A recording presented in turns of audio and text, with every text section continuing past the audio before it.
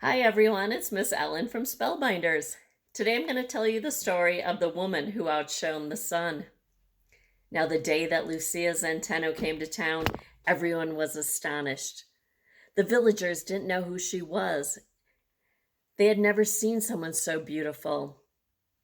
Her skirt rustled, and it seemed like thousands of dancing butterflies and brightly colored flowers arose from it. She had this mane of long black hair that flowed in back of her. She walked softly and with a quiet dignity. They had never seen anyone quite like her, and by her side could always be seen a loyal, trusted iguana.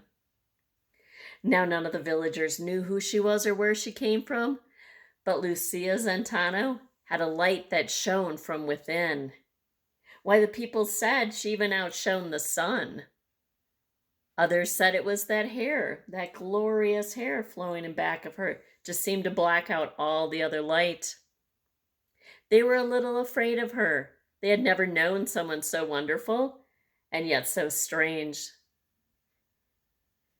Now the elders warned that even though she was different, she still had to be treated with honor and with respect. But not everyone agreed. They weren't sure what she wanted from them. They were afraid. They could sense her power. It was said that Lucia Zenteno would go by that river that flowed by the town. She would sit by the river bank, and the first time the water saw her, it fell in love. The water rose up, and it started to flow through that glorious hair. When she was done bathing, she would sit on the river bank and take out the comb she had made from the mesquite tree. She would start to comb out all the water. She combed out all the fishes. She combed out the otters until they were flowing once more in the riverbed. People still thought she was strange. They didn't understand her. Lucia Zenteno would say hi to them, but they wouldn't return the greeting. Lucia Zenteno would try to be friends, but they would just turn their back and shun her. People watched her constantly. They became more and more afraid of her. But Lucia Zenteno, she was never mean. She kept to herself, and she would walk around town with that quiet dignity. But it was that quiet dignity that angered some of the people. They knew she had to be out to harm them. They didn't understand her. They became more afraid, and the more afraid they became, the crueler they became.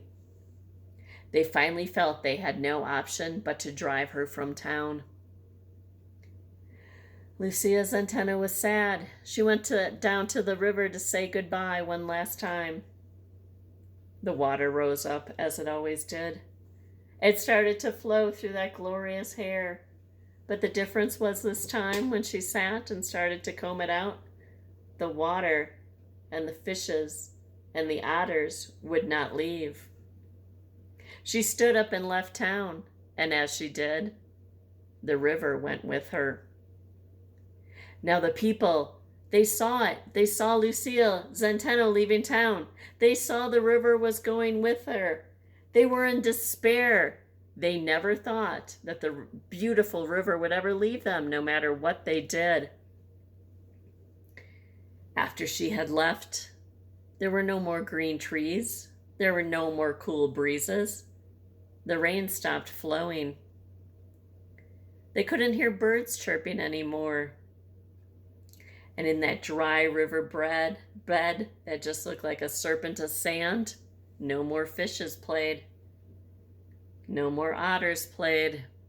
Everything was gone. They were thirsty. Their animals were thirsty.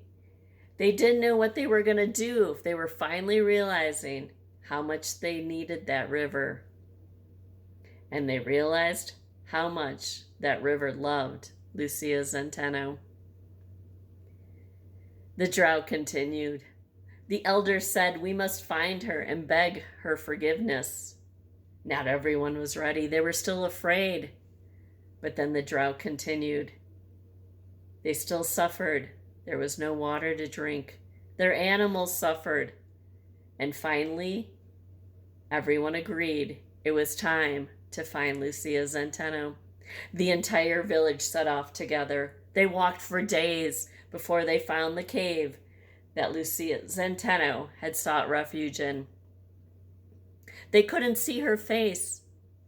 She stood looking into the cave with her back to the people. They didn't know what to do. No one said a word. Finally, 2 young children stepped forward. "Lucia, we are here to ask your forgiveness. Please have mercy on us and return with us to the village and bring the river with you." Lucia Zenteno turned around. She looked at their faces. They looked tired. They looked frightened. And she had compassion for them. She thought a moment, and then she spoke. "Just as the river has always given water to anyone who is thirsty, no matter how different they are, you too must always give care, love, and understanding to others, no matter how different they are from you." At that, the people knew how badly they had treated her, and they hung their heads in shame. Now Lucia Zenteno could see how sorry they were. She agreed to go back to the village with them, and with her, she brought the river.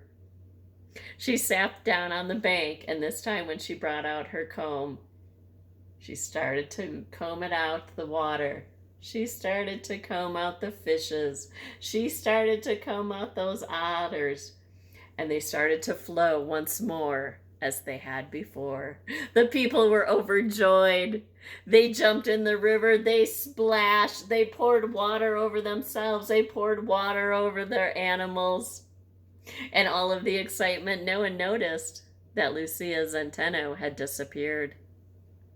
Finally, the children looked up again and couldn't see her.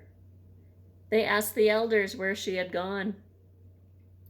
The elder said, "She did not leave us.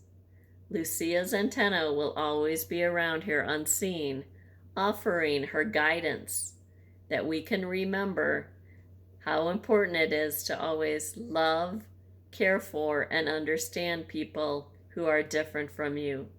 It comes from within the heart." And that is the story of the woman who outshone the sun. It is an oral tradition from the Zapotec Indians of Oaxaca, Mexico. I hope you enjoyed the story today, and I'll see you again here soon.